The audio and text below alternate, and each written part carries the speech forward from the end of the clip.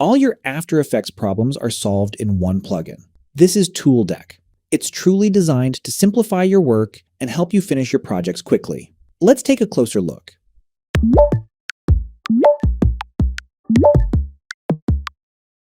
Open the plugin from Extensions in the Window panel. It has numerous useful features to help you work faster. First, let's look at the anchor point and align features. Having these two tools together alone reduces wasted time. You can do both center point and alignment at the same time. Normally, you would use the center point tool to adjust the center point, then adjust the alignment from the Align panel, but with this plugin, both are combined, which is quite good. Another feature is Controls. From here, you can quickly create pre-compos, create a null object, or create lighting and camera controls.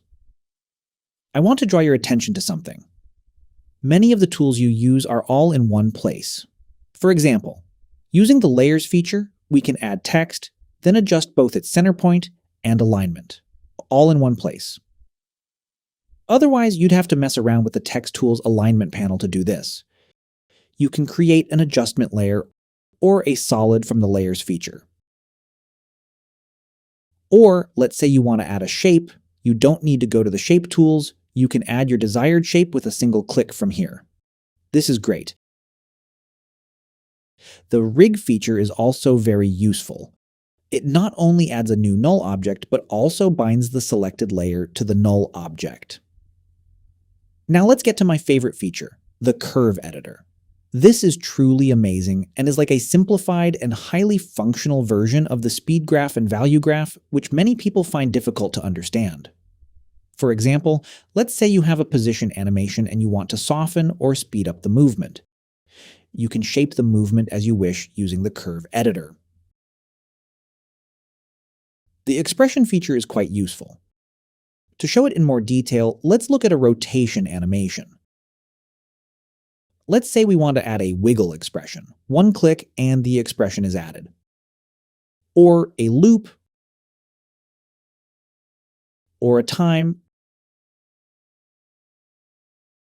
or even better, you can add your own expression. For example, here we have a bounce expression and we want to save it. While the layer is selected, we click the plus sign, then type its name and save it. That's it. You can save as many other expressions as you like. One of the best features I like. You can save your favorite effects here. For example, if you use an effect a lot, you add it here and can add the effect with one click whenever you need it. This is really great. If you have a ready-made preset, you can save it here and use it whenever you want. Let's add this preset as an example. And with one click, we can add it and use or change it as we wish. We can add other presets or edit their positions by clicking Edit or delete them. Now, let's get to my overall thoughts. In my personal opinion, this plugin is very good. Whether it's the anchor point and align features, the layers and controls features, or my favorite features like the curve editor, expression, and preset saving, these are really excellent. Moreover, if we add the fact that it's customizable, it really should be among the plugins we use. Of course, there are a few things I didn't like or found unnecessary. For example, I don't find the ready-made effects here that necessary. It's true that having effects at hand is good, but there's already a favorite effects feature here, so we can add and use any effect we want there. In short, I didn't find this feature that necessary. Another point is the reset feature in the transform panel. The same feature exists here, and its function is the same.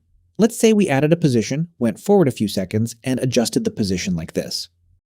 Now, if we go back or forward a few frames and click Reset, it should leave a keyframe there and bring the position back to its original position and leave it fixed. But clicking Reset here doesn't do anything. So this reset could have two different meanings.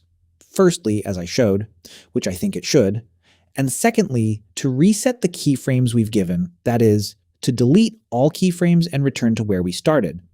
But it doesn't work in either case. In short, either I haven't figured it out, or this feature doesn't work.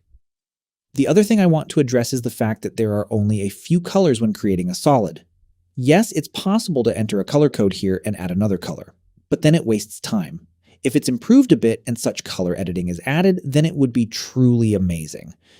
In conclusion, with a few exceptions, this extension is really good and definitely worth using. You can find the download link in the description. Let me know in the comments which feature you liked. See you in the next videos.